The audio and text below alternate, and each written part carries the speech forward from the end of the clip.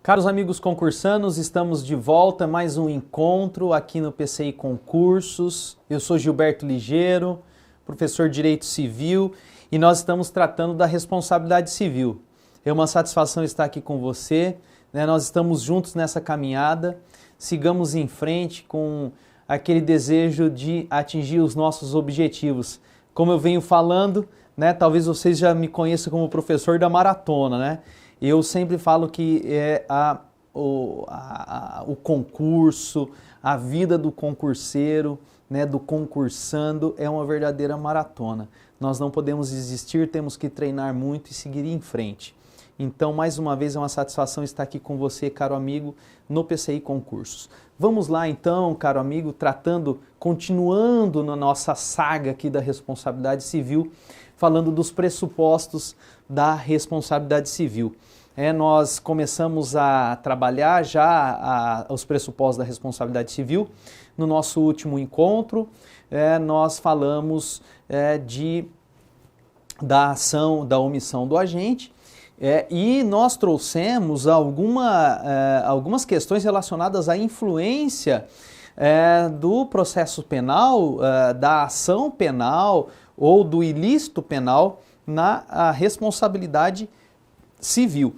E hoje nós vamos continuar tratando ainda um pouquinho da responsabilidade civil e do seu pressuposto, do seu primeiro pressuposto, né, da ação ou omissão do agente, né, quanto ao dolo e quanto à culpa, né, ou melhor, quanto à culpa em sentido amplo, né, dolo ou culpa. Muito bem, então sigamos aqui nas nossas anotações conforme os slides. Nós vamos ter aqui num primeiro momento que relembrar que o ilícito civil, né, agora sim sem a influência do ilícito penal, o ilícito civil, né, de acordo com o artigo 927 do Código Civil, né, traz, né, o artigo 927 do Código Civil traz expressamente o dever de indenizar. Então, o 927 do Código Civil diz que aquele que por ato ilícito, artigos 186 e 187, causar dano a outrem, fica obrigado a repará-lo.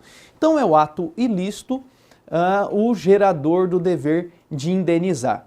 Esse ato ilícito, ele pode decorrer de uma ação ou omissão, conforme diz o artigo 186, ou pode decorrer de um abuso de direito, que nós também trataremos nesse quadro, né? Nós trataremos também nesse encontro.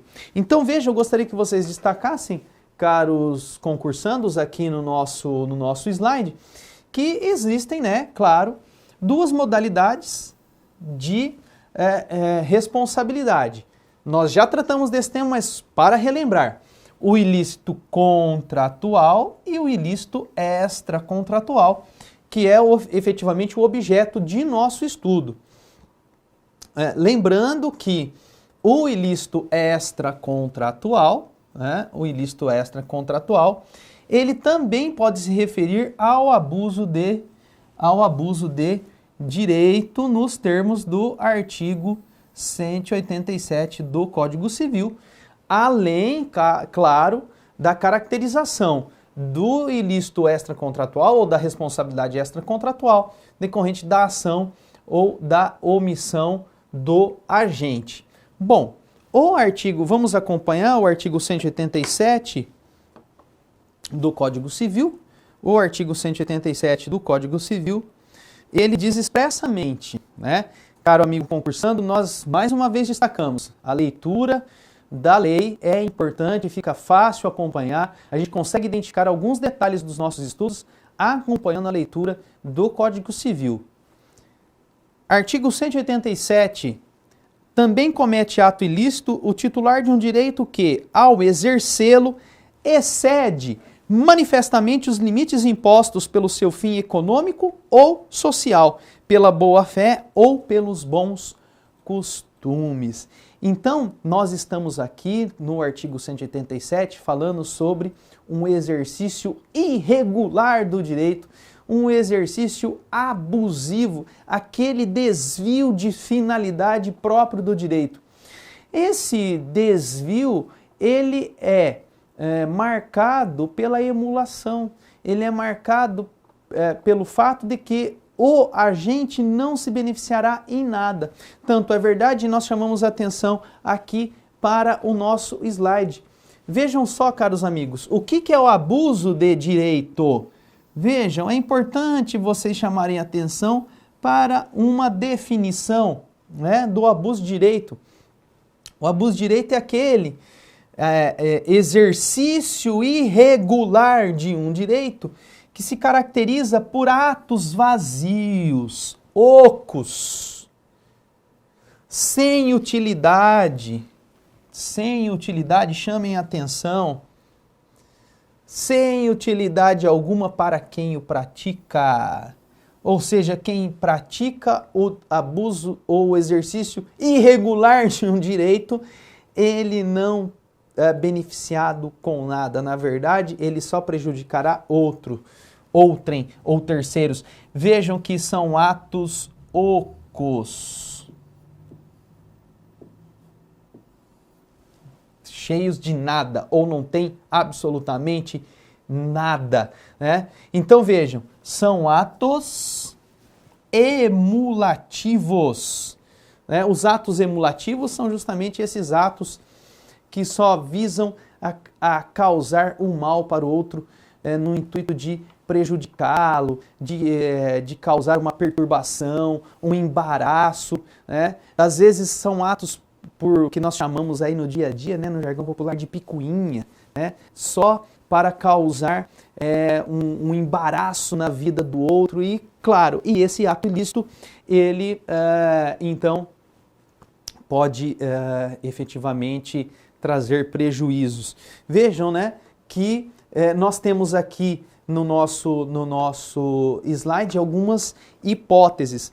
Mas antes de falar das hipóteses, nós precisamos lembrar o seguinte, caro concursando, e isso é importante, isso é relevante, eu gostaria que você chamasse atenção aí nas suas anotações, né, chamassem atenção aí nos seus estudos, né? Lembrem-se também, e fica uma dica, que as anotações são sempre importantes. Aquelas anotações rápidas que vocês fazem, chamando atenção no código mesmo, sublinhando alguma palavra, ou uma anotação no seu laptop, nos seus estudos aí, ou no caderno mesmo, enfim, nos seus resumos, essas são muito importantes, porque muitas vezes servirão naquele último momento do concurso para fazer aquela revisão, para fazer aquela última leitura, e claro, fica uma dica também que sempre nós temos que ser comedidos nos nossos estudos e naqueles últimos momentos, naquelas horas que antecedem uma prova, procurem relaxar, procurem respirar bastante, tomar bastante água, porque isso vai oxigenar o cérebro de vocês e vai ficar mais fácil fazer a prova, o concurso, caro concursando, caro amigo. Mas essas anotações sempre na última hora também são válidas. Então vamos lá. Uma anotação importante. Quando nós falamos de responsabilidade civil, ato ilícito decorrente de abuso de direito, surge uma dúvida, uma questão doutrinária e até jurisprudencial interessante. A responsabilidade civil, nesse caso, é objetiva ou subjetiva? Nós vamos ter oportunidade de estudar responsabilidade civil objetiva ou subjetiva de forma mais aprofundada, porém, desde já nós podemos falar que a responsabilidade civil objetiva é aquela na qual não há necessidade de ficar se discutindo a culpa. Se demonstra o ato, se demonstra o ato ilícito propriamente dito, o abuso, é o nexo de causalidade entre esse abuso e o resultado. Não se discute efetivamente a culpa ou o dolo. Então há na nossa doutrina o entendimento de que, em se tratando de responsabilidade decorrente de um abuso de direito, essa responsabilidade é objetiva, propriamente dita, enquanto há alguns autores que falam que se trata de responsabilidade subjetiva.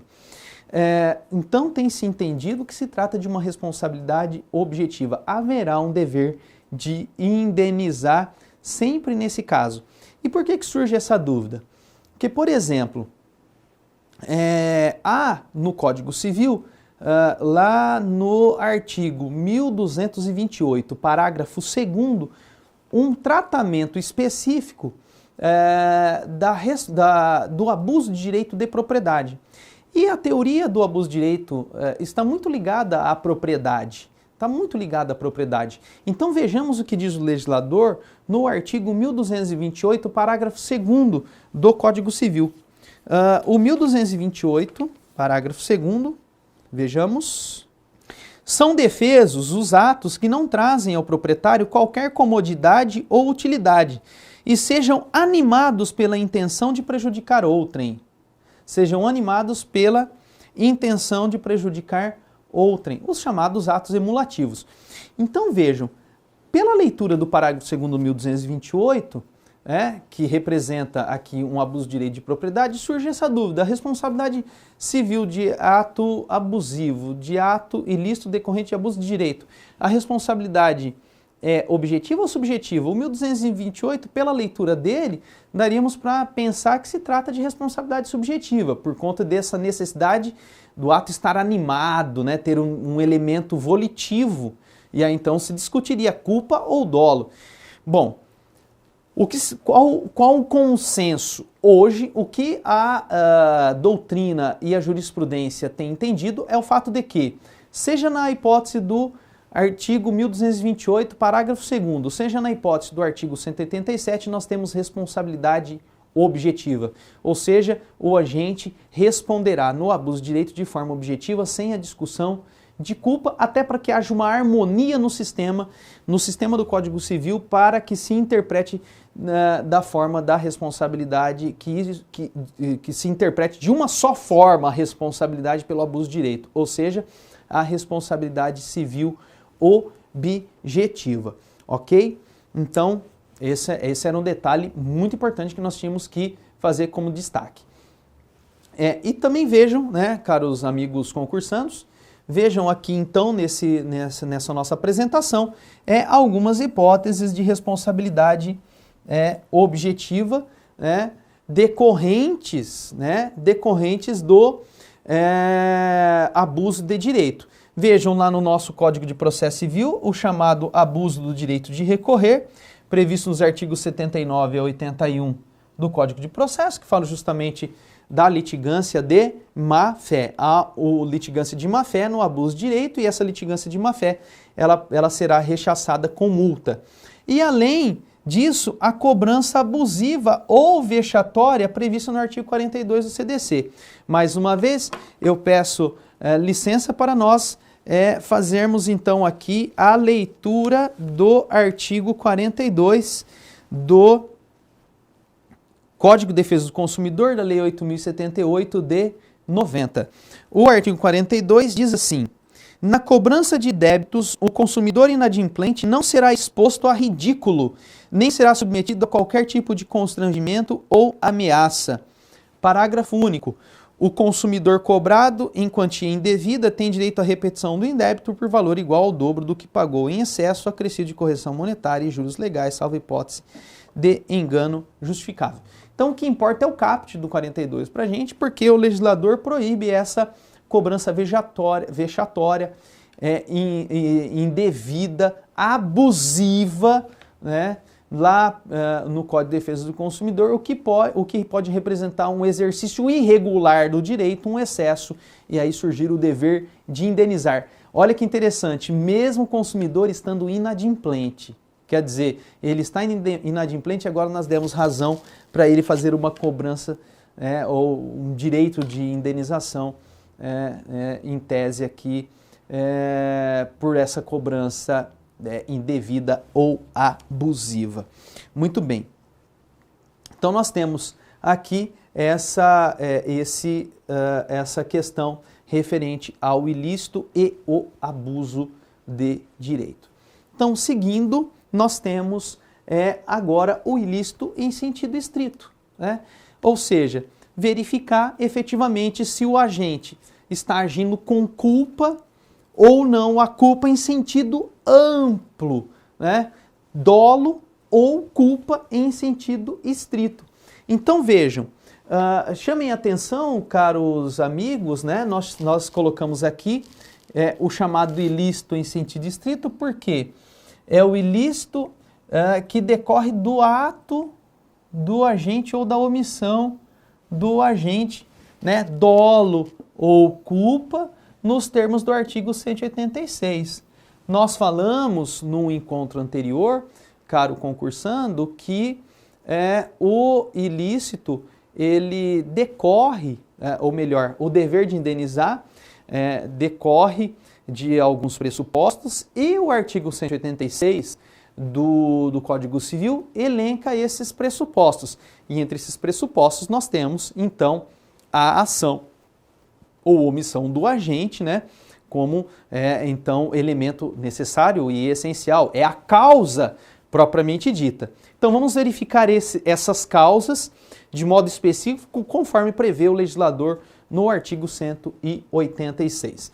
Então, vejam, nós temos uma culpa em sentido lato, segundo a nossa doutrina da responsabilidade civil. O que é essa culpa em sentido lato? Tanto o dolo quanto a culpa. Conforme nós temos aqui, né? Nós temos o dolo e a culpa em sentido estrito, ou culpa em estrito sensu, né? Vejam que essa culpa, quando nós chamamos essa culpa de dolo, ela será o quê?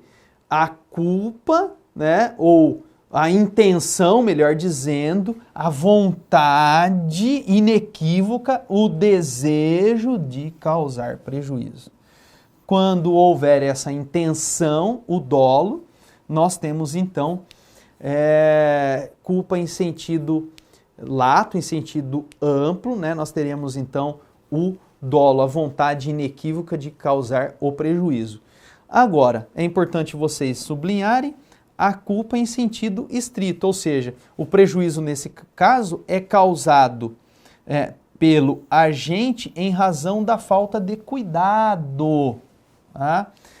Em outras palavras, não intencional. Não havendo intenção, então a culpa é em sentido estrito. Essa culpa que pode ser leve, pode ser levíssima, leve, grave. E é importante nós chamarmos atenção para esses nomes, porque a culpa levíssima, leve, grave será levada em consideração para a distinção entre a redução, melhor dizendo, serão levadas em conta na redução da indenização. O próprio artigo 944, parágrafo único do Código Civil, ele é importante, né? Porque nos faz pensar sobre a redução equitativa da indenização quando se trata de dolo ou culpa. Então vamos lá, caro amigo concursando, vamos verificar o que diz o artigo 944 e a relação que ele tem para a extensão, propriamente dita, da indenização e o que o dolo, a culpa tem a ver com isso, com essa redução. Então vejam, o caput do artigo 944 diz que a indenização mede-se pela extensão do dano. Parágrafo único. Se houver excessiva desproporção entre a gravidade da culpa e o dano, poderá o juiz reduzir equitativamente a indenização. Isso quer dizer, caro concursando, que dependendo se houver dolo, dependendo se trata de culpa levíssima, leve ou até mesmo grave, o juiz então terá um instrumento, né? O legislador colocou ao juiz um instrumento para medir, né?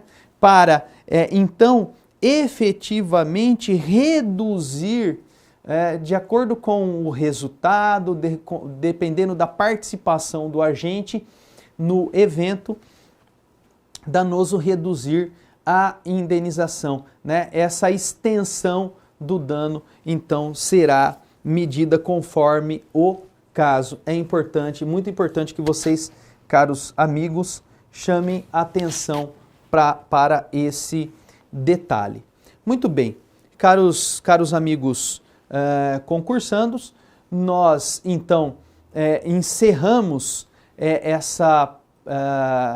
essas ponderações sobre a ação ou omissão do agente como elemento, como pressuposto necessário da responsabilidade civil. Em breve estaremos novamente juntos, voltaremos a tratar dos outros pressupostos. Um abraço e até breve.